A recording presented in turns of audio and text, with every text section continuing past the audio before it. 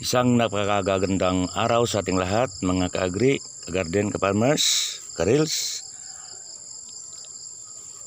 Ipakikita ko sa inyo ngayon ang aming tanim na kalabasa sa area na to. Supposed to be, ang target natin ngayon ay magdidilig tayo ngayon ng ating kalabasa, kaso malakas ang ulan kagabi.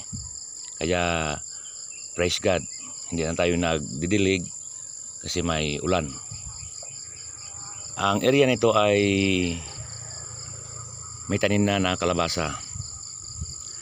Sa nakikita nyo, masukal ang damo, pero hindi ko yan tinatanggal. Kakapasin ko lang yan. Kasi kung mag-spray ako dito ng herbicide, baka matuyo agad ang lupa. Kaya ito ay protection natin sa lupa. Kaya gagapasin na lang natin yan pag medyo malaki na ang ating kalabasa. Ito, tingnan nyo. Bawat linya, may kalabasa ito. Napupuno itong area na to ng kalabasa. Yan. Mga almost siguro mga 450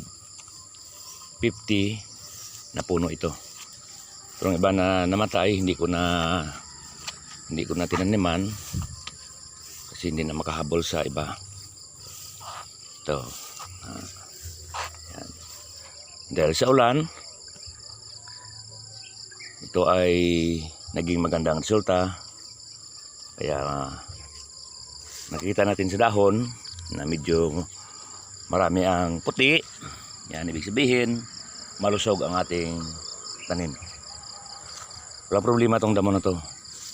Nakapasin na lang to. Magsisilbi pa ito na protection para hindi madali matuyo ang lupa. Kaya ginawa natin ganito. Kasi kung mag-spray tayo, baka matamaan yung mga sili natin dito. Para-paraan lang para magtanim. Kung ano man ang diskarte nito, ay dito lang yan sa Love Garden. Iwan ko lang kung ano sa inyo. Pero ito ay practice ko dito. Gagapas lang ito, gagapasin lang ito ganyan. Para madapa yung damo, hindi pa masyado matuyo ang lupa. So, kapakapasan lang yan. Dito sa taas kasi nauna yung ating kalabasa na itanim. Hindi naubos yung isang lata. Kaya mga next day naman, naitanim doon sa baba. Kaya nauna dito. Kaya tingnan nyo, malaki na ang nauna natin na itanim. Sa pag-garden, kailangan lang ang sipag at tiyaga, diskarte, at magtanong kung kailangan, mag-research, kung gusto natin malaman ang mga bagong mga pamamaraan. Sa pag-garden, diskarte lamang. Thank you so much and God bless us all.